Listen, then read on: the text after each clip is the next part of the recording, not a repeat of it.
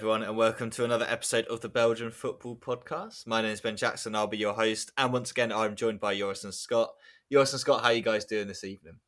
Hey guys, how you doing? It's great to be back as always. I don't know about you, but I'm still processing the dramatic events of the last few days, particularly last night's big game at the Yam Bridal. So much has happened in like last week we recorded and everything was still open, and now it seems like the first six positions are more or less settled. Yeah, as you guys have kind of alluded to, we obviously have sort of skipped a match day, I guess you could say, but we just felt that they were so close together. It didn't make sense recording a podcast, releasing it Wednesday, and then suddenly everything was completely out of date, which it could have been. So you thought, why not wait, see what happens, and then we'll move on from there. But we will just quickly go over the scores from those games that did take place last weekend, as it was. So on the Friday in the playoff 2, we had Charleroi hosting Genk. That one finished 2 goals apiece. Bayo opening the scoring for Charleroi. Onuachu and Thorstvedt in the 80 and 84th minute, giving Genk the lead before Bayer equalised in the 93rd. Charleroi also thought they had won it at the end, but then VAR intervened there. So that one finished 2 goals apiece. We then moved on to Saturday, where Ghent hosted Mechelen.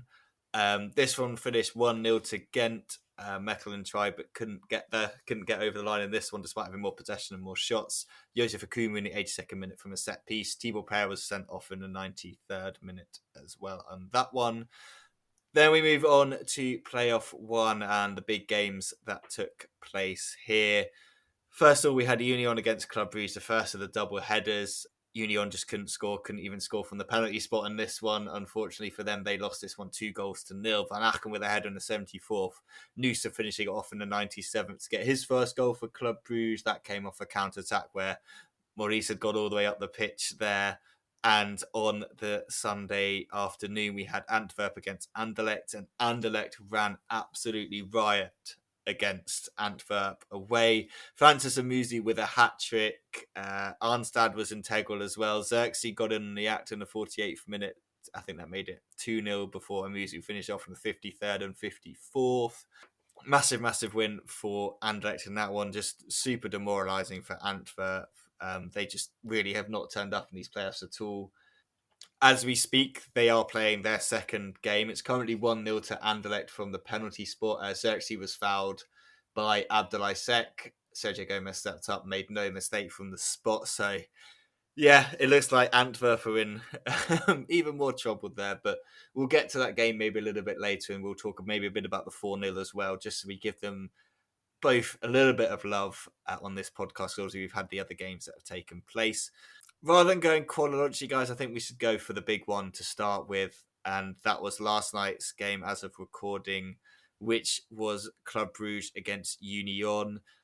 Going into it, obviously, with Club Brugge having won on the Sunday, they were top. Went into this one really kind of intense game. And despite the scoreline, I thought this was a really entertaining game to watch. Both teams going at it. Good energy and good pace to the game. Lots of battle, lots of fight. I thought in the first half, Clinton Mata defensively was fantastic against Dennis Undav. He really tried to mark him out the game and kind of did for most of it. However, Union in the first half really should have scored. They had so many more chances, I think, in the first kind of 15 to 20 minutes, but they just couldn't get past Mignolet, Jean-Terry Lazare, with a couple of bad decision-making moments. One where he shot where he should have passed. Another one where, yeah, again, he just didn't quite make the right decision and should have put it away. He also had a chance in the second half to finish it off, but he couldn't quite make that one stick either. Mignolet was fantastic in this one, man of the match. I think according to Footmob, and it's not hard to understand why, he made some really big saves.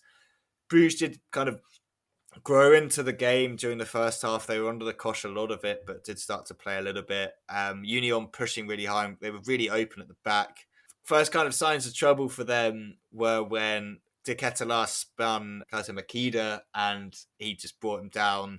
He was the last man. It was quite high up the pitch, so you can kind of understand what is only yellow, but there was a lot of that from him in the game where he was kind of diving into the tackles. Sometimes he'd win it, sometimes he wouldn't. And you could just see there was a dangerous moment waiting to happen. And unfortunately for him and Union, it did in the 59th minute.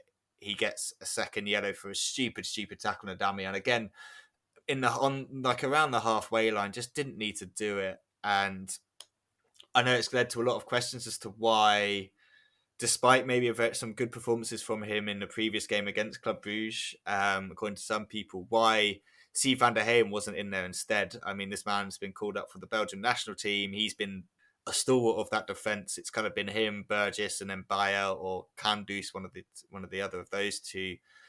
But he's recently been dropped. Makeda's come in.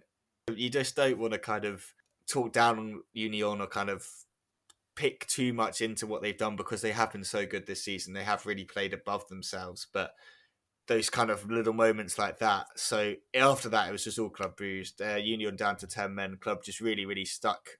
Kind of started to twist the screw. Jack Hendry had like the most attempts on goal, and I swear he had them all in this kind of like 5-minute spell after Makeda got sent off. A couple of chances, Maurice with some really, really good saves. Clearance off the line, I think, from Bayo as well at some point, or was it Burgess, one of those two? Whether they couldn't keep it out forever. 65th minute, the unluckiest of goals. Taylor Buchanan hits it. It's going wide, gets deflected, gets cleared off the line, but it hits Maurice and goes in off his back leg. And you just thought that's kind of it now. Union aren't getting back into this game. They're down to 10 men away from home, really struggling. Mazu being Mazu rung the changes. On comes Puertas, on comes Milan as well. Vanzir coming off for him. Armani coming on. De Gea did come on in the end of Candu. So they all came on to try and win them this game. And in the dying minutes, they thought they'd got that equaliser. Kasper Nielsen with an absolute beautiful strike into the bottom left-hand corner of the goal. I'm not going to lie, guys, I did kind of celebrate that. I know we're neutral on this podcast, but it's been such a good story, and you just wanted it to continue. You wanted that title race to go down to the wire, and you're like, yes, they've got back into it. It's going to keep going. But then our good friend VAR intervenes. Offside in the build-up to it. You can't argue it was offside. Maybe there's a debate about how far back you go, but they've been going that far back throughout the season, so you, again, can't really argue with that. Tayon Buchanan did get himself sent off in the 93rd minute, however, so a slight little block for him there. But that ended the game 1-0 to Club Brugge. And, I mean, that's pretty much the title gone. You're looking at Antwerp to somehow play better than they've played all playoffs to deny them it. Don't think it's going to happen, is it, guys? And it's such a shame. Disappointing in a way, but it was a really good spectacle, wasn't it? Yeah, I think it was a great game, much like the first game was. It was open, and I think there was an acceptance on everybody's part, regardless of which side people were supporting. That the game last night was going to be decisive. I think what I mean, because of the way that both teams knew the way that this was panning out, and you could. I was just pleased, first of all, actually, that the game was as open as it was. Games that are laced with so much on them and have a degree of tension around them because of the scale of the match and what's at stake sometimes become a bit sterile. The fear of losing of that, much like cup finals we saw this year as well, can just kind of kill games, but it didn't happen. Both sides were going for it. Union good in the first half for the most part, started the game well. Both sides kind of playing quite well. Interestingly, Alfred Schroeder was saying in his pre-match press conference before this that, he was saying that, good football is all well and good and is important, but at this stage of the season, all that matters is results. And I think Bruges' experience of being able to get over the line and the depth of that squad has really kind of come to play a big part in the way the sands have shifted, if you can kind of describe it that way as well. There are some factors that play into their favour there.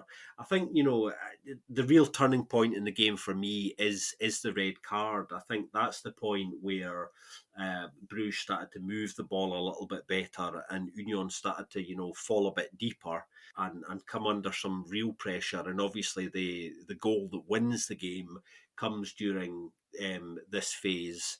The kind of cruelty of the manner of it is just, it's really, really, really cruel. And even when I think about it now, it's just I kind of wince. It's proper gut wrenching because the shot itself is actually going wide. Maurice doesn't know this. He dives to save it. There's the ricochet, and ultimately it comes off, I think, the back of his foot to be an own goal. And for a goalkeeper who's had a great season, and a side that have had a great season, for that to be the ultimate shifting sand moment, and that for me is the moment. It wasn't the loss in the first game, the 2-0 game at the weekend at the Yusuf Marion. It was that goal there. That was the moment the sands shifted conclusively for me. I think, and it just kind of summed up kind of so many things around how things have sort of gone in the playoffs, really. I think Union have fallen a little bit short. Obviously, they've not got the results recently, playoff-wise, that they would want, so they absolutely have. But I think there are important details that haven't come together for them. I think Vanzier and Undav have been a bit off it in the sense that, they haven't scored.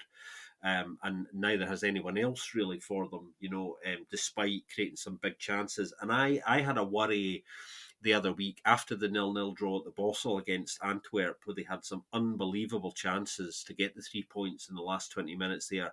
I did really come away from that game thinking, I just wonder if those drop points were going to prove to be significant going into the double header, and they have in their own way. So yeah, I mean, it's I suppose I'll leave everyone with this thought before we talk about the playoffs. But somewhere there's a parallel universe without playoffs where Union have already won the league, and now Bruges go to the Boston Sunday, knowing that a win will see them over the line. And as Alfred Schroeder said this week as well in the same press conference, if we win the title, which it's now in their own hands this weekend, it will be because we've been the best side during the playoffs. I'm already gonna break that other universe down as well, because you can never know that. but yeah, to go back to the game, the relative drought of Undav and Van Zer is really what's killed Union. The efficiency that has been great for most part of the season, but now Undav has 0 in 6, I think, 0 goals, and yeah, Van Zer has only 3 since winter, of course, with that 5-match ban also coming then, so that's maybe a bit unfair, but showing a bit as well. Also showing indeed like the way that ball goes in. Like the title winning goal is probably an own goal. Well, a goal for Club Brugge that has had 4 touches by non-Club Brugge players to go in. So for the last 4 touches. So yeah. I would also not only take the red card, but I will also take that full minute. I think Van Zer has a really big chance actually to put them ahead at that stage, and then on the counter, I think it's from the kick from Mignolet or from the back. He brought the player down, and yeah, that he got the deserved second yellow, and indeed. Ben and I were already chatting in the WhatsApp. Like probably he should have gotten the red card already in the first half as well. It was a bit of a risk there. Buchanan only scores belters, like as usual. Okay, of course this one doesn't count for him as well, but yeah. That there's this goal and then the scrappy goal against Antwerp. It's really the defense and a bit of luck, sometimes a lot of luck at the right moments that has gotten Club Brugge where they are now at the moment, and which is in a really good position. And well, I don't think anyone sees them giving this one away. And even if it would not only up to them, how Union will react after this one, because they really were understandably knackered after this game, and let's see what they still can bring. But yeah, most likely that's it for the title. But yeah, really coming back to the defense part. So yeah, on the other hand, Club Brugge indeed have 5 clean sheets in a row now, so they didn't concede a goal in all either playoff game so far, and the last game before the playoffs as well. Been criticizing Mignolet maybe a bit too often in the for more not for his qualities, but for the salary that he gets for these qualities. But he's definitely he definitely did some good job now this time around. The last few games, sometimes with some luck, sometimes not. But okay, that's what you always have to have as a goalkeeper. Nothing extraordinary lucky either. The main thing also is across the whole season, Union probably have been the better side for 4 out of 4 times against Club Brugge, but Club Brugge gets 10 points out of it and Union gets 1. Yeah, that's actually already another way where it's in even on two sides would have could have gone another way. Efficiency at important moments. It seems like Club Brugge is Union's Angstgegner, to say it with a German term, bogey team, as you guys would say it. And yeah, that's unfortunate when that's your main rival for the title, of course, as well. I guess that's all I also had to say about this. I'm also a bit sad. Like, I think you can say, like, yes, of course, I was also a bit happy when Nielsen scored that goal, indeed. But still, from a neutral point of view, indeed, you want some.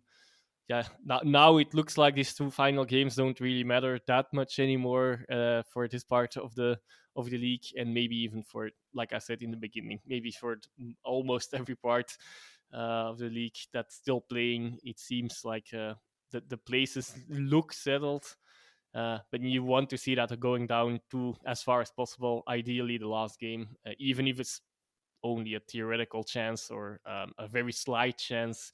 Yeah, but it looks like that it's not going to happen, and from a neutral point of view, a bit sad as well.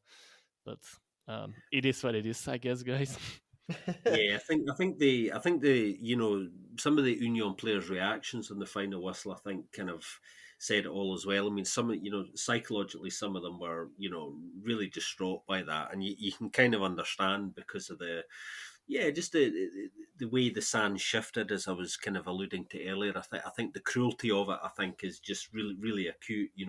Teams lose games sometimes, and the circumstances which this has kind of all come about, and the way that the luck has landed, if you like, in different ways, has just been really really hard on them, I think.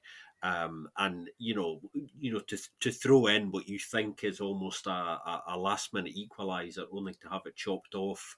It's a bit like Ed Still the other week, thinking that Charleroi had nicked it in the 94th minute, and I'm running onto the pitch to celebrate with the Charleroi ultras, only for it to be chopped off. It's just it reminded me of a time pre-VAR, when things were simpler, and moments were spontaneous, and we've kind of lost that, obviously, from football, and when you still see those little moments of spontaneity, like Nielsen's joy when he thought he'd scored and levelled the game up, only for it to be kind of snatched away again. It's a double kick in the teeth, and it's really hard. And yeah, such fine margins in football, right at the tail end of a season when everything's on the line, just, I think, sucked the life out of them. And it's going to be really interesting to see just how they respond anyway, regardless of what happens with club at the Bossel this weekend, but just to see how Union kind of respond themselves in their own game against Anderlecht now, because that in its own right, regardless, is still a big game. So it'll be interesting to see how they approach that, if they're able to go and put a performance together, just in the outside hope of anything at all happening in their favour. But I think their reactions were very resigned to that being it in any circumstances now. Yeah, no, I think, you're both right in that sense, and I think that Anderlecht game, like, Anderlecht are in good form as well. They found some kind of like fresh impetus by bringing in Arnstad and Amuzu, like they're freshening up and playing quite good high tempo football. So it still should be a good game. But I think let's kind of talk about the playoffs now, because I think like kind of Joris has slightly alluded to there, everything sort of feels like it's been decided. And on cue, Anderlecht just put the second one past Antwerp with Amuzu. Maybe he's the bogeyman for Antwerp this season, Joris, to coin your phrase. That's 4-2 for him now against them in the last days. We should talk about the playoffs and implications of it, and I think it's probably good that we kind of have a little say in our bit of kind of opinion on it. I know we've got differing opinions and kind of different kind of takes on it. As the host, I'll just take the opportunity to go first. I think my kind of thing is twofold in the sense that, like Joris has said, with everything being decided already, we've still kind of got 2 games left. Obviously, it hasn't been decided, but it feels like it has, and you're thinking of something very unlikely to happen. You're a bit like, okay, well, what's the point? Like, what are we doing here? In that sense. My other one is this year, more than obviously more than last year, I've had way more people asking me about the league because of Union. Like, Union have gauged the interest in the league because of the story that they're telling of a former big side in Belgium that used to win titles, disappearing for decades, coming back, straight up promotion, top of the league. It's created interest in the league outside of the usual suspects and the usual people who are maybe looking at it just from a talent point of view, or they're like, oh, a Club Brugge are going to win it because they win it every year, apparently, according to them, even though that isn't actually the case. And also, so in that sense, but now what I've found is that instead of the positivity around that story of like people are interested because Union have won the league, like, isn't this an amazing story? Like, let's get interested in Belgian football. This is really cool. It's now lots of people being like, well, why is there a playoff system? That's really stupid. So it goes from a positive thing to a negative thing very quickly. And I saw like people on social media who don't follow the Belgian league suddenly being like, what is this playoff system? This is crap, blah, blah, blah, blah, blah, blah. Like, it's created more a negative impression of the league because a side that lots of people have wanted and been engaged with and interested in have now realised, oh, they haven't won the league, but they won the league, but they didn't win the league, like, because of the playoffs. Now Club Brugge win the league, and it's like, okay, that's the same old to them. Second thing is, we're not, and I'm not in this in any way, shape, or form belittling what Club Brugge have done or having a go at Club Brugge for winning the league. Obviously, it's like completely within their right to do so. And I think what we've also got to remember is that their fans were, and the club were negative about the playoffs last season for like when it was happening to them. And what I've seen on social media is that negativity hasn't gone away. Despite them winning the league, I've seen a lot of Club Brugge fans being like, we still don't like the playoffs. We still don't think this is a fair system. They're also a bit like, if Union had won the league, the players would keep continuing. So maybe I saw one of them say, well, if we win the league, maybe it'll be the end of the playoffs because people have been denied this story, which I thought was quite a funny way to look at it. Whether you just completely get rid of them or not is maybe a separate question, but I think there has to be some sort of recognition or reward for what Union have done. And it's just difficult, isn't it? Because it always comes back to the thing where you say, well, at the beginning of the league, we all knew that this was the case. Like, this was how the league works. Everyone knew that. So everyone's starting on a level playing field in that sense. You know that whatever, if you're in the playoffs, your points are going to get halved. You're going to have to go again. But I feel like the league has missed an opportunity for a fantastic story with Union winning the league. Like, obviously they still can, but looking at Antwerp and the way they've played, and I'm currently watching Delat, Nigel and the Sec have an argument outside the changing room about what's going on. So I think they're in complete disarray. So let's not even think that they're going to do anyone a favour in that sense. That's kind of my thoughts on it. Interested to hear yours. I know, Joris, you've got a slightly different opinion on the playoffs in that sense, and obviously you followed Belgian football a lot longer than Scott and I, so your opinion is going to be different because you just followed it for longer and you've seen pre-playoffs and kind of different iterations of playoffs and what it means for the league. So maybe I'll go to you next, and then Scott, I know that you've got a slightly more negative opinion on the playoffs, so we'll kind of bounce from positive to negative. So yeah, that's my 2 cents. Joris, over to you.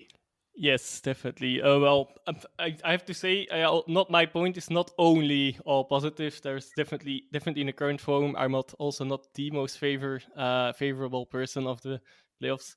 One point I want to touch on for you from your side as well, though, like, heartbreaks are also even better stories, and I don't think that part will be ruined for Union. I think everyone will still remember it, even though they well, it looks like they're not going to get a real trophy for it. That definitely, it's a bit like a bit well, not completely, but a bit like Schalke 04's Meister des Herzens around the 2000s, around the change of the millennium. Yeah, but of course you don't buy anything with that, and that's also a thing to consider. Well, I'll go favorable in for the playoffs because well, it actually generates a lot of TV money. So if clubs, if there wouldn't be playoffs, of course, I know there's too much. The business side of football is a bit too overwhelming and a bit too. It's too money based, maybe even. But I would not fight for the TV against TV for the playoffs on itself, though. But then more about the timings and the schedules of the games. Like that, it's amazing that we can watch all games every week if we want to at several timings. But for the fans in the stadium, it definitely isn't. But okay, I'm already sidetracking before getting to my actual point. But yeah, anyway, the playoffs, they are generating TV money. The goal was before for the playoffs to get Belgian clubs more competitive in Europe. And well, unfortunately, that's we're having a few bad years now. But even then, we're still at the coefficient ranking, even at those lowest points that we are now since the playoffs started. It's still one place higher than the place we had before Belgium had before the playoffs were put in place. And yeah, that's definitely something to consider. I know there's a lot of negativity around that, but that is, yeah, it's not as negative yet as it seems. Yeah, I also have to admit, so like 18 teams plus playoffs, for me that part is too much. Like the arrangements of the last two seasons and next season as well, at least next season as well, as far as we know at the moment. Yeah, it is, that's a bit too much. I also have that general feeling. Maybe it's not completely perfect, but like completely in the spirit of sports. But I do feel like you do deserve it a bit more if you get your points against the better teams. But then again, so that's why, like, and with 18 teams, I think there's a few too many smaller teams as well that weigh in a bit too much in there. I know this might you might not, but you both of you even maybe might not agree with that point. But I feel like that's a bit. Let's also on the other hand, to balance that out a bit more in the playoffs, I also like the system with 6 teams in the playoffs better than 4, because then would in turn favor the team that has been in first place at that time. It's a bit of a weird reasoning here, though. I have to admit, but there's that. So for me, I don't have a one ideal system, which and then but I have a few in mind that I could live with, maybe in a way. Also come to the halving of points in a while as well, by the way, but I'll leave that to the end, towards the end. For me, like either, and this is not my preference window, but 18 teams indeed. It's like I mentioned, for me, there's then a bit too much weight against the smaller teams, for victories against smaller teams, and yeah, to less against the bigger teams, which are, yeah, like the argument of Europe is also, of course, you have already a mini competition against the better teams, so you are a bit more. There's a bit more intensity in more games, and you are more prepared for Europe. And yeah, but I wouldn't do it with 18 teams and then without playoffs, or either 16 or even less teams as well. Like it's not only there's too many teams that are too weak, but also all the other things that go with it. License requirements. We see again that it's well, there is another story that has been going on for 10 years already. That we lost Mouskoun as well again this last week. There's just, it's not feasible. There's too many pro league teams needed, so like it might be better to balance a bit as well, 1A and 1B together as well. Balance it out a bit with 16, 14, 12 teams maybe. Well, I wouldn't go lower than 12. I think 14 sounds good as well, but 12 might be a good middle ground to also have enough teams in 1B. But to have that, but then with playoffs, because otherwise you don't have enough games in your league as well. So then if you would have 14 teams, yeah, you can't have a league with just only 36 games in my mind. Okay, you could add a third round as well, but that's also already not very fair, because then you still have, like, yeah, you can balance out a bit the home and away still, but it's also already a bit of a new system that is not completely correct. In a way, yeah. Well, and then indeed, I'll come to the halving of points. Well, there's definitely an argument to not do that, since definitely that part is very artificial and mentally challenging for the teams in the top. I agree with that. It makes things more complicated as well, just in general to explain the league. All the other things are still more or less, yeah, you can see a reason for that, but this one is very artificial, and it, at least if it, even if it's not always it doesn't seem to be the case actually that much, but it gives the feeling, the mental part, the psychological part of unfairness, even more, definitely. But I guess that is also another part. That's also, of course, if you take that away, the league is a bit less exciting until a bit longer than it could have been. The loss of TV money, and yeah, that is there. It's all a bit about, if you fight the playoffs, you have to fight TV. Actually, it's my feeling, which I definitely do for a part, but. I see. I see. Like I said, I think there's different fronts on that we could fight for. And a last point on halving. Well, specifically here, Club also already be past Union. Granted, it would not have been as decisive yet. I think they would have been 1 point ahead of them without the halving. But also, if I'm not mistaken, there's only once since the playoffs started that the halving of the points really made the difference in changing at least the title. Of course, there's switches between positions, in from lower, from second to fourth or sixth places, but not nothing decisive for a title. And again, that seems to be the case. Well, it very much looks like that. Yeah, that these were my main points. I've going on a lot here. Some of them you might agree with. Some points, sometimes you might feel like, oh, that's complete rubbish. But these were my 2 or maybe 3 cents. I think Joris has kind of raised some really important points, really, around the kind of bigger aspects of the playoffs, in the sense of there are questions around, the Joris has highlighted that don't get talked about, that do have implications here. So the size of the league and the fact that the playoffs, are partially driven by a kind of TV money impetus, but also about, trying to generate competition at the top end of the table, for European places, and to hopefully encourage Belgian teams to do better in Europe. And we're at a kind of really delicate point now where I think next season we have to keep all of our fingers and toes crossed, that Belgian sides have a decent season across European competition,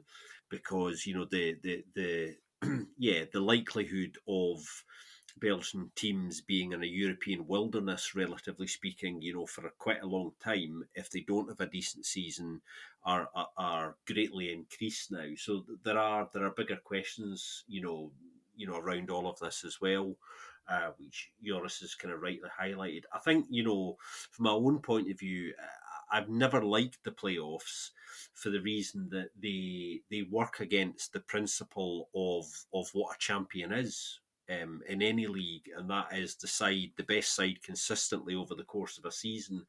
And the halving of the points effectively punishes sides for being consistent. That's always been my issue with it. That approach of, well, we're going to take some of these points off you to kind of create competition, in the final few weeks of the season. So the principles that's founded on, to me, have always seemed to be wrong. But the system is what it is, and you have to deal with that. It was interesting, as I was saying earlier, that Alfie Schroeder was saying, look, if we do win the title, it will be because we've been the best side in the playoffs. So he's chosen his words very carefully, but he's clearly acknowledging the fact that Bruges have not been the best, most consistent side over the course of the entire season, but they have been the best side during the playoffs. And actually, fair play to him for coming out and saying that, because a lot of coaches wouldn't do that. So he's been refreshingly sort of honest there. I have seen some people arguing that the playoffs as a system are designed to ensure that only the top sides can win the Pro League, and I think there is something in that. There's a story about obviously Liers, winning the title, still within lots of people's living memory that kind of goes against that, although that predates playoffs. But I think that the principles that the playoffs founded on aren't quite right. So I would like to see them go. I mean, I think the Dutch have got their system right insofar as even with playoff two there, the European playoff, if you win the cup and you secure your European place as Ghent did, then you don't get to compete in the European playoffs if that's where you finish in the league. And I think that should happen in the Pro League as well. I would like to have seen a situation, for example, where after Ghent won the cup, and had their European place secured, that St Truden perhaps took that place, because I think that encourages more competitiveness rather than the other way about. And then you're overcomplicating things with potential, playoff final games with teams from 1 and 2 playoffs, for the spot that to take Ghent's spot effectively. So it just overcomplicates things. But the playoffs can stay, but I think they need to perhaps think about the format that they affect the game. I think the structure's kind of not quite right, and it's all just a bit artificial at the moment. And I think Bruges have needed the extra double header of the playoffs to shift those sands, I think. But they know that, and the reality is, you have to deal with the system you've got. And Schroeder's point about, it doesn't matter about the quality of football at this stage of the season. All that matters is the results. So he's recognising actually the system here isn't perfect, but all that matters is getting the results within the system that you're kind of dealt. And if that means playing football that isn't necessarily the best, but it gets the job done, then that's what my role is. That's his argument, and he's not wrong about that either. It was really interesting to hear Felix Mazu actually as well, saying, "I really hope people are proud of the work I've done and my team."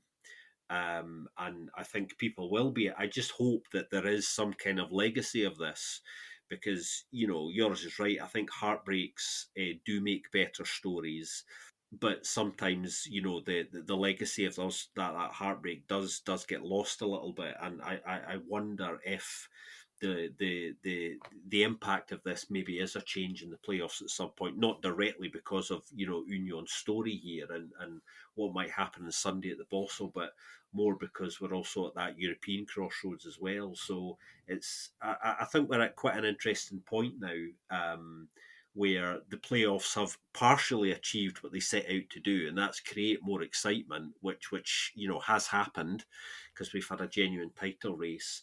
But there is that long-term view of, okay, what's the structure of the game going to be in Belgium going forward? Because there are still questions that need answered there, and they impact on Europe as well. So it's a much bigger and more interesting discussion than simply dumping on the playoffs, I think. And it's been great for us to have that, I think. Yeah, I'll add a few more smaller points. Won't change anything in the real discussion, I think, but just like, of course, I think we'll have them a few more times, because I was stating a bit too much maybe about TV money without context, but I think it's also in the contract with 11. They really pay more money. That's basically, of course, what I mean with that. They pay more money, and all the clubs had a vote in that, so they chose that themselves as well. Okay, I'm not sure how division of votes was at that point anymore, but I think it was an overwhelming majority, because the clubs also need that. So that's again, that's how everything connects a bit, maybe with the size of the league and clubs being dependent on this kind of money. The TV money would be lower without the playoffs, obviously, and yeah, that's how we are stuck also with this divided schedule in the weekend for the fans in the stadium.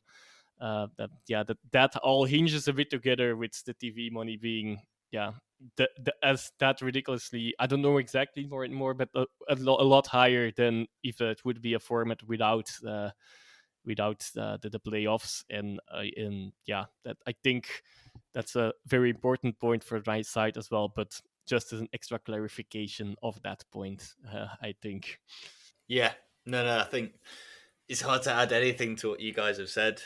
I guess one little point, Scott, you mentioned the Dutch system. And then Schroeder talking about the Belgian system, but he doesn't need to care about the Belgian system because his little holiday in Belgium's over, and he's going to be off to Ajax anyway, so he'll be getting to enjoy that system over there instead. And Which again, like, I'll held up my hands high here because didn't really look like it would be that after his first weeks in charge, but he did really get the well, maybe not with the nicest way of playing, but indeed did get the organization in order and well, got the train really back on the rails.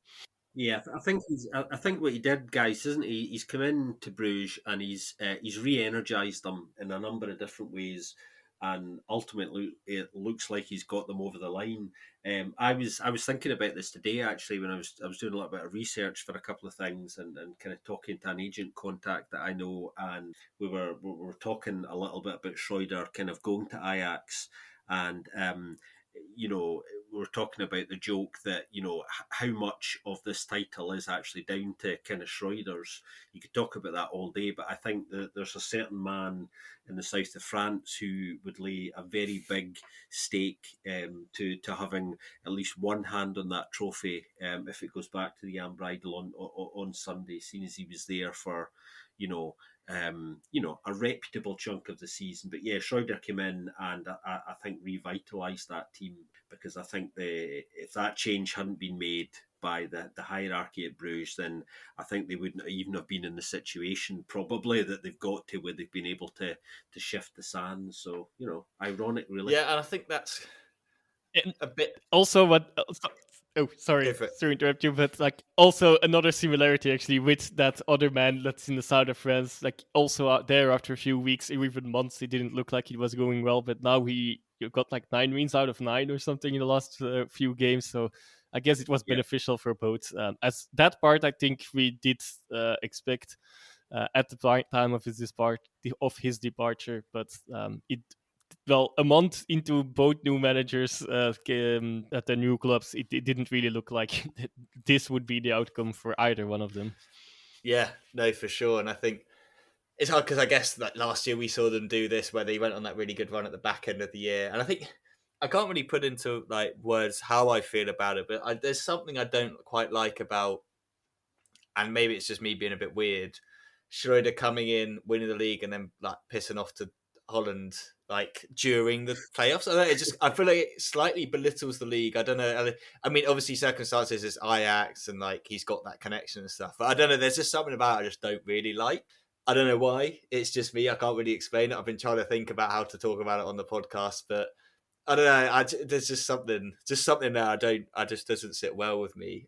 Anyway, I think it's an interesting point, though. You know, just last thing I'll say in Schroeder, guys, is, you know, that's a really good point, Ben, because there was talk not long after Schroeder came in, like serious talk in various circles that did suggest he might not be there that long. So it's almost as if, you know, that this has kind of been, you know, in the offing for a while. I mean, obviously this hasn't been done recently. This has been an agreement in place for a little while, but only signed off recently. But I think all of that chat was a bit suspicious to me and did back up the idea that he was probably not going to be there come the end of the season, regardless of what had happened. So yeah, there was always a bit of a feeling that he was just passing through. That was the way I looked at it. No, I think that kind of probably is what I was trying to say, but. Yeah, because Ten Hag was always going to go. Like everyone kind of knew he was going to United for ages, even though Louis van Gaal said don't do it. And that man definitely knows a little bit about managing United. So maybe you should listen to him. Maybe Schroeder's going to end up there as well. I don't know. We have had a couple of people ask about who we think should be the next Club Brugge manager. And don't worry, guys, we will get on to playoff 2 eventually. But while we're on this, there have been some names kind of floating about, like Heisenbrook from Ghent, obviously. One question we had from Richard David Pike, our good friend who's been on the podcast a couple of times, was whether Alexander Blessin could be a man lined up for the job if the worst happens at Genoa. Although you also think you've said it, I've seen lots of other people say it, you can only really manage Bruges if you're bald. And last time I checked, Blessin did have hair, but he does hide it under the cap, so you never know. But let's kind of, what do you think about an Alexander Blessin at Club Bruges? Kind of his style of play, like the size of the club, given that Genoa obviously was a massive challenge, and from last time I checked, it doesn't look like they're gonna stay up. It's still possible, but it's been a struggle. Could you see him going there? I mean, obviously there's the links with 777 and Standard Liège of him going there. So like, this is just kind of a very hypothetical. But to answer Richard's question, like, what do you guys think of an Alexander Blesson in Club Bruges? I think it's very much a possibility. Like if I were him and I had the choice, if I would be pushed towards one of these two choices, and also regardless of my slight bias, I would never choose Standard over Club Brugge at this point in time. I would definitely, if I had the choice, of course, that's definitely the question. And if he has a choice, and if Genoa indeed doesn't stay up, they are having such a weird season the last few weeks as well. But if that doesn't happen, well, I could see that, because he, like, not that long ago, I believe, he also had well, no, it's already been a while, but he had this interview where he indeed said, like, oh, even I expected a call from Club Brugge, actually, when Clement got sacked, went away. So that I could definitely see that happening. I think Bruges. I mean, I remember saying this at the time, actually, when Clement left. I think they missed a trick in at least not having a conversation with Alexander Blesson, because at that point, as Joris was saying, it just kind of made sense, and would have been quite a smart thing to do. I think he was never on the reserve list in Bart Verheigen's drawer, which is interesting to me as well. They had a long-standing relationship with Alfie Schroeder, and had been consulting him on a number of players for a while, and there was a degree of trust there, which obviously translated into him being offered the job in the end. So they definitely missed a trick. I'm not sure. I think if he was ever to come back to Belgium, I think Bruges is probably the only club he could come back to, because although obviously he works for the new owners at Standard 777 at Genoa, I think going to Standard at the moment, if you're Alexander Blesson, is still not attractive, despite the fact that things are starting to change at Standard now. They hope, and it's the beginning of something new as the club rebuilds and the culture there changes. I think. He's a smart guy, Alexander Blesson, and I think going to Standard wouldn't really be the right move for him, even if Genoa do go down. So I can see him, if he doesn't go to Bruges, and they definitely probably should be having a conversation with him this time. I can see him staying at Genoa a bit longer, even if they do go down. I have a feeling, much like last time when Bruges appointed very, very quickly, which was quite smart of them to move so swiftly, because the way these things work, the longer you let them drift, the more problems that creates. So to appoint somebody quickly that you've already identified is really important. So I suspect they already know who they want, and I've almost certainly already made contact with them. I tweeted out from the BFP's account today, to Bruges fans, asking them to tell us who they wanted, and we've had a range of suggestions, Blesson being one of them. Somebody suggested Wouter Rankin at Mechelen, who I think wouldn't be a bad fit there. He plays very good football. Is good with young players. I think it's the sort of step up he's looking to make, a different kind of challenge for him. And the other suggestion that was thrown back at us that we've had so far is Van Heisenbroek again. But I think that although he has experience of winning championships, I think he might be a bit wary potentially of going there after getting burnt during his experience at Anderlecht as well. So I think it's more likely that Vranken might get it. If it's going to be somebody we currently know inside Belgium. But I think they might go outside again, because they've already got a long-standing list of people that they've been looking at, and I think they'll go down that road again. I think Vranken might end up at another Pro League club, another unnamed one at the moment, because I don't want to speculate about that, because it's too painful for me. I will jump for it. But I will say it for like both coaches in a more specific way. for both coaches, if they have a choice inside the league and another choice in Brugge, like I will reiterate what I said for Blessing between Standard and Club. It would be a no-brainer for me to go to them at the moment, at this point in time, even if potentially my own club is involved in one of those, at least one of those, no, just one of those rumors, because Van Haasbroek has already also been burned, I think, a bit way before, of course. So that's maybe water under the bridge now, but still. Yeah, I'm surprised Scott hasn't chucked his name in the ring, given what we said about the haircut that is required for a Bruges position. But yeah, no, I agree. Yes, we need to. We're still on audio platforms, I guess. So we need to iterate that for the people that haven't seen him. Scott indeed. Scott even still might have too much hair a little, though. He's still a little, right? That's right. I was just going to say, for all those poor people that have seen me on guest appearances on some YouTube channels, they will know I have very little hair in my head. But as Joris correctly points out, it might still be just a couple of millimeters too long to qualify me for that. Absolutely. I guess if it was Blessing, Jack Hendry would be quite happy with that, I can imagine, seeing as though his good working relationship he had with him at Oostende. Anyway, we've gone almost an hour and we haven't even spoken about playoff 2, so we should probably get to that one. Well, I also, before we do that, I also just want to touch a little on the Antwerp-Anderlecht game as well, the 4-0 victory for Anderlecht. Not long, I promise. Just impressive hat-trick from Amuzo. You already mentioned that. Unlike him, and now he indeed scored another one. Also mentioned that Anderlecht really sealing the third spot tonight, but also definitely with that performance already in blowing Antwerp away when Antwerp were nowhere, as they have been in the side the whole playoffs. You all already touched on that a bit as well. Just want to also give a shout out to the fans of Antwerp, though. It's 0-4. They kept on chanting. It was really very loud all day. Why was it against their team? Was it ironic? Was it just random? Well, who knows? But at least it was an incredible atmosphere at the Bossel. Just want to give a little shout out there. Also, one more thing I don't remember which goal it was.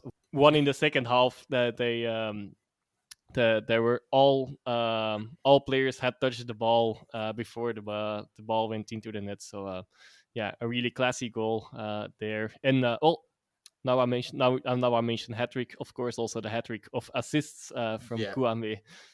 Probably best player in that game, despite Amudo's hat-trick. And lovely turn from Arnstad with that in that specific goal, I believe, as well. Or was that another one? There were so many. It's so difficult. I'm sorry for that, guys. But just a little on that. And now we move on to Ben. No, definitely. I completely forgot to talk about the Antwerp fans in that game. They're fantastic. And I mean, Kouame looking for passes rather than scoring. He's such a good assist maker as a striker. But I did see an article the other day about how actually they probably won't be able to keep him, even though it kind of thoughts whether he was the more likely option to keep rather than Xerxes, but it looks like it might be the other way around, seeing as that he's not going to be staying at Fiorentina, and apparently there's some bigger clubs, bigger financed clubs involved who could maybe pry him away from there. Antwerp won't be able. Anderlecht, won't be able to. I'm sure Antwerp would love to. Anyway, playoff 2. Scott, you kind of mentioned with the playoffs earlier about kind of Ghent winning the cup and then not being in the playoffs in that sense. And it made me think, and I've been thinking this the whole time. It's kind of like, why? What do they care?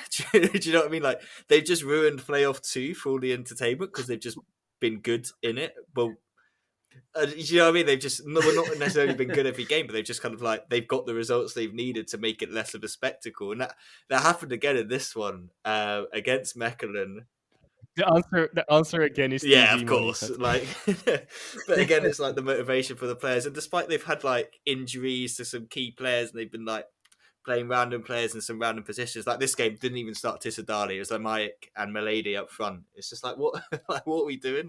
Surely I looked at their team on paper and Torreira wasn't there, so Godet is playing instead. Sam hasn't been fit, so he's not been playing either. And you're looking at a Mechelen team, you're like, yeah, this Mechelen team could probably do a job here, could get the win. They've got the attacking prowess, but they just didn't get the win in this one. Despite having quite a few chances in the first half, they then went behind.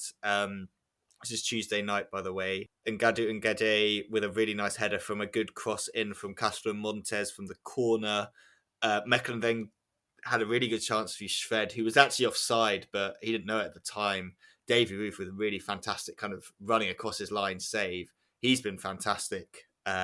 I think since he's replaced Sinan Bola, and after the cup final, you can tell he's just got that little bit more confidence. And you also, I've got a question on Roof for you after this, so if I don't ask you, please remind me to. But Mechelen then get a penalty. I think was it Koibers and Rabti's fouled by Godet. Like, it's one of those ones where like it probably was a penalty in the sense that he stuck his leg out, didn't get the ball, minor contact, but it's the way that the player fell over. You can see why the ref didn't give it, because there was like the extra step and then the fall. But then when it went to VAR, you're like, yeah, it's going to be a penalty. Rabti stepped up. Davy Roof with the save, much like he did in the cup final. He's becoming a little bit of a specialist in that sense. Into the second half we go. Mechelen still pushing to get back into it, and they did in the 89th minute. Jeffrey Heremans with a really, really good free kick. Top left-hand corner from here. But at that point you think, yeah, it's probably going to finish one apiece. But then Ghent do get the winner, and it was so scrappy on the counter-attack. I think Desart was involved. Tisu Dali was involved. It somehow cost the line after a failed 1-2 across the box and not so great defending. Ghent get another win.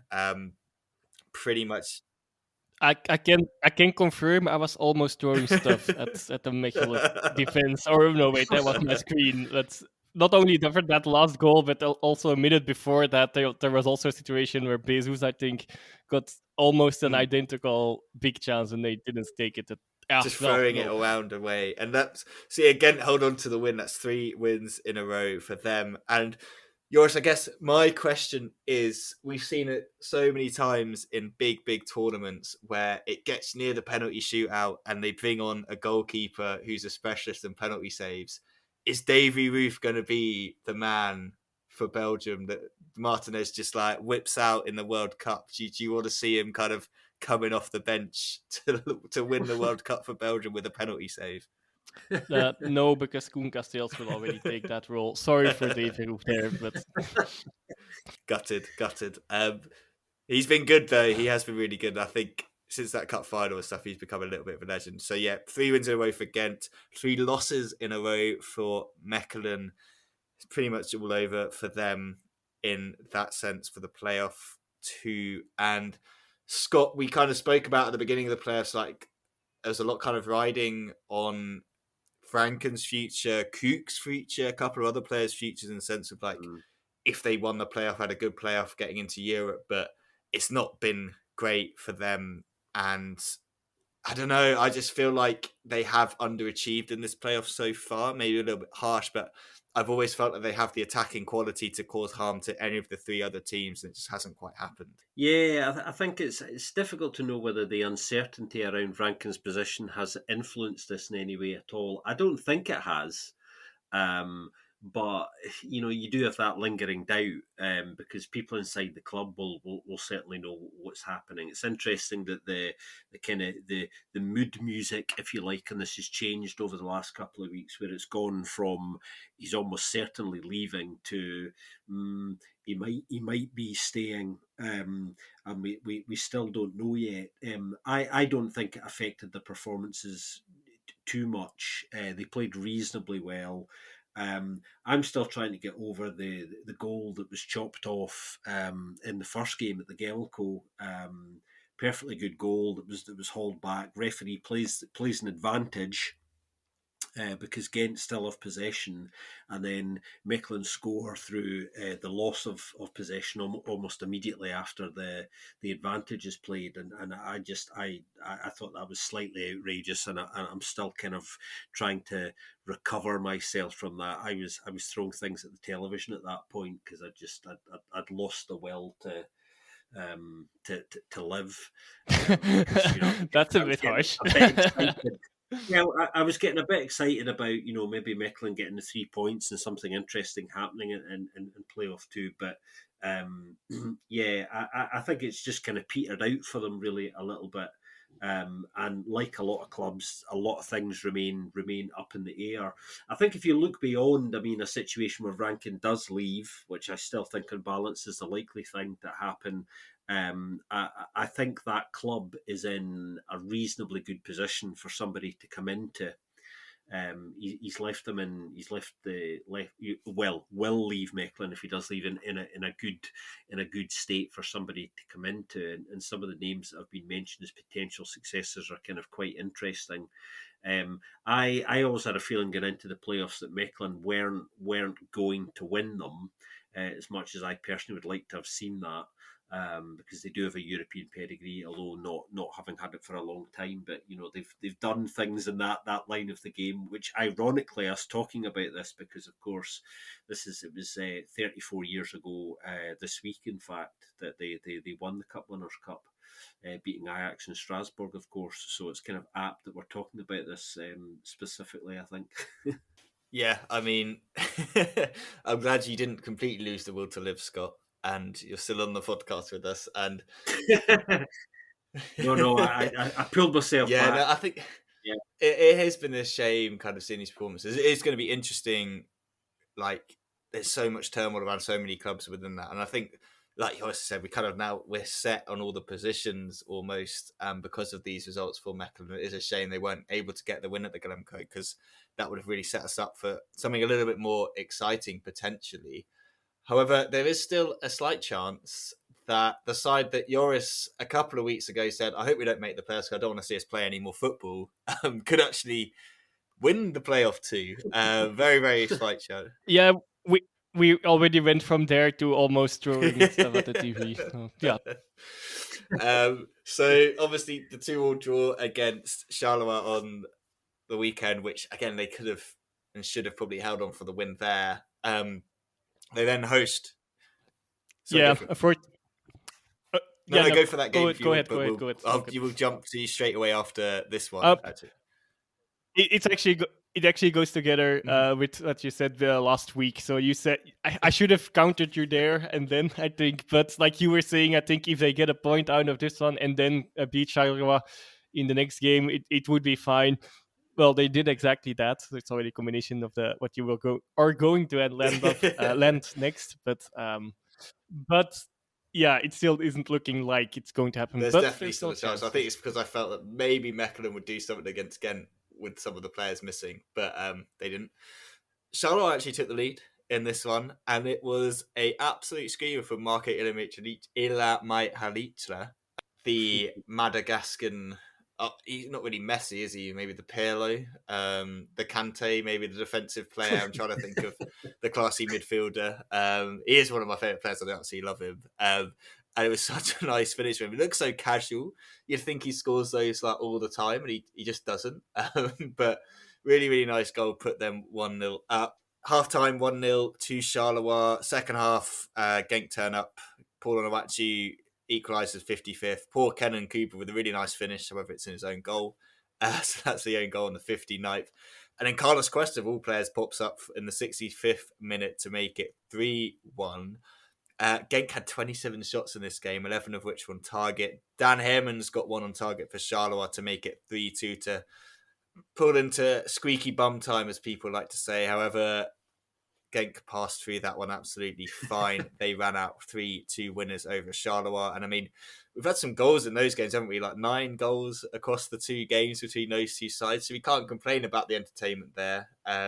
Definitely made 11's money worth with the money they're paying for these playoffs with watching these 2 matches. I'm actually wondering how many people are watching playoff 2. Yeah. Of course we do. But outside of us and some fans, well, they're it's a bit lucky, I think, that there's a few big teams in there as well. But like outside of those, I'm actually wondering that. We probably can find those numbers that if we really dig deep. Fans of those clubs, us, What a Load of Waffle, and Will Downing are probably the people most likely watching those games. But yours But it's yeah, definitely been exactly. Like, entertaining. have you enjoyed them as a fan? I mean, it's quite difficult to enjoy, like, sometimes when your team's conceding goals, but and also you thinking, could sneak into that kind of winning the playoff, or do you think actually Ghent are just gonna see it out now? I think I'm trying to just quickly get the table up. It is a 4 point gap, so you obviously need them to not win any of their games in order for you to get that. Can you Yeah, see that happening, or do you think it's just makes it a little bit exciting this weekend, but that'll probably be it? that was a bit of the point of indeed not winning that game in Charleroi. I missed that one myself, unfortunately, so I can't comment too much on that. Looked like indeed should have held on to it, but on the other hand, there was also indeed the offside goal in the dying seconds. But like, yeah, the main message is keep it all in own hands. I don't see it happening anymore. Maybe like at, actually, I am relatively enjoying it. Like, so at times during these playoffs, Genk is playing at a really high tempo, high paced, and high quality. Even like if it.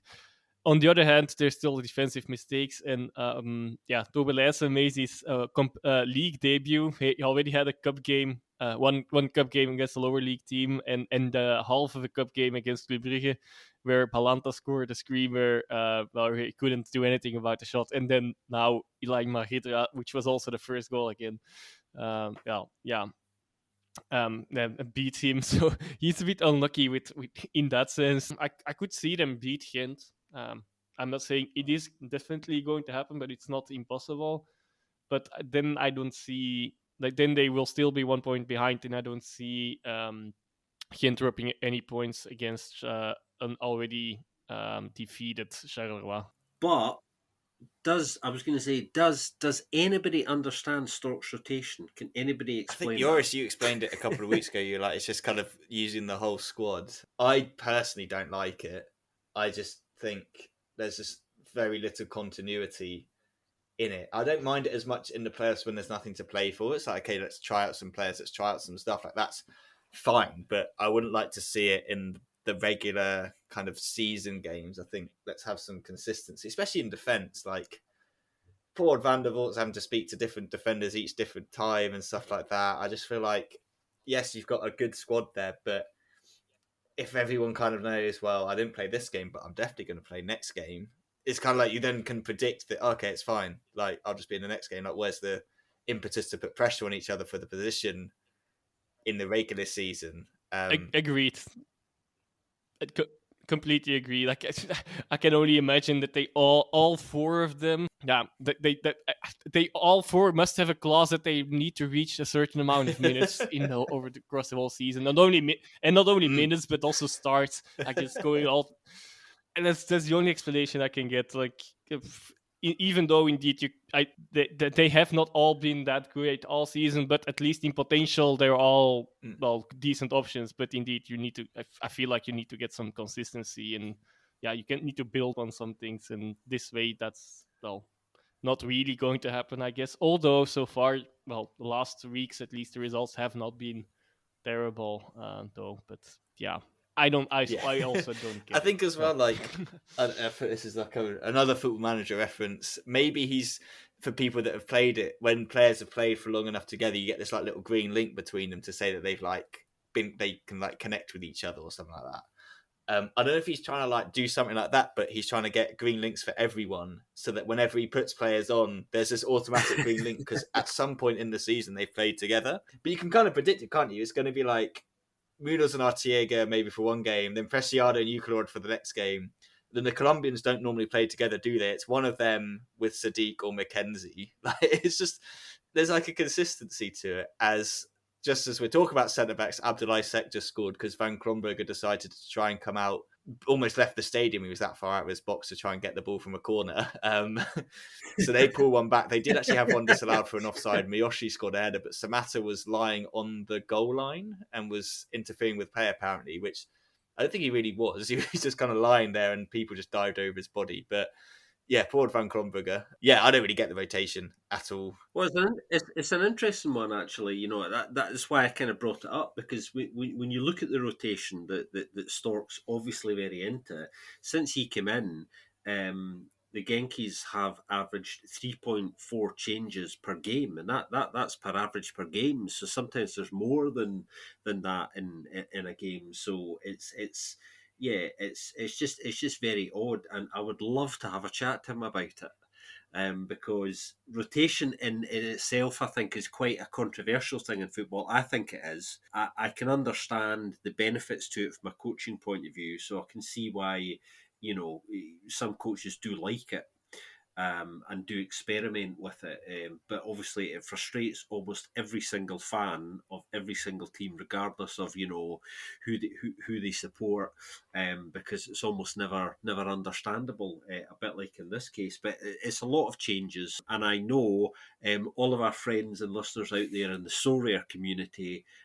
This is one thing that when it comes to Belgian Sorare is pissing I can them off imagine. quite And a fantasy lot. football players and anyone like that, like it just must be, you can't predict it, but you can try and predict it. But yeah, very frustrating if you think you've got a good player, and even on the Wachu's, like he's going to get rotated out, and they haven't got really. Like, it's not like Nemeth is coming in to play up front. It's like Pansel's playing up front or someone else. So Bogondo or someone like that. So yeah, it's all a bit bizarre. But anyway, we might not even be talking about his rotations next year because he might not even be there. Given the way the managerial merry-go-round is working. Anyway, I think we have somehow managed to squeeze 2 match days into one episode without making it ridiculously long. So kudos to us on that one. Looking ahead to the matches that are coming up. So in playoff 2, as we're just talking about it now, we have Charleroi against Mechelen on Saturday, which is kind of pre-holiday game, I guess, for those two teams. Genk Ghent is the one of interest on the Sunday at 3:00. If Genk win, we do then have a little bit of excitement going into the last kind of matches. And depending what happens with playoff 1, it could be that everyone's actually watching playoff 2 on Sunday. But we'll see. In playoff 1, Antwerp against Club Brugge. Club Brugge can win the title if they beat Antwerp there. And Antwerp currently, as I said, 2-1 down to Anderlecht, are pushing for goals, but maybe, just maybe, they can be the party spoilers and give us a final day showdown. But that all depends on Anderlecht Union. Union away to Anderlecht, who are in good form. So if they can win that and Club Brugge drop points in Antwerp, we do go down to the final day, which could be quite exciting and quite ironic that it could be Anderlecht, the Union's rivals in Brussels, who gifted them the title on the final day. While Antwerp, I'm sure their fans wouldn't want to lose to Union, but maybe if it denied Club Brugge the title, they'd be quite happy with it. And maybe then they would be clapping for the performance if they lost 4-0 like they did the other night. You never know. Anyway, guys, as always, thank you very much for joining me on this episode. It's been a pleasure. It has, and I feel much better. That was very cathartic. So we'll see you soon, everyone. And well, just a small side mark still in the episode. I think for the episode, like of course, if Gent go in 5th place, it doesn't matter. There's no game anymore between Antwerp and their other team, so that might also impact their willingness to do rigor results, to put it in a bad way, in the last game day if needed. If nothing depends, or for there's no real consequences for them anymore, then maybe. But if not, like I guess it will depend on that.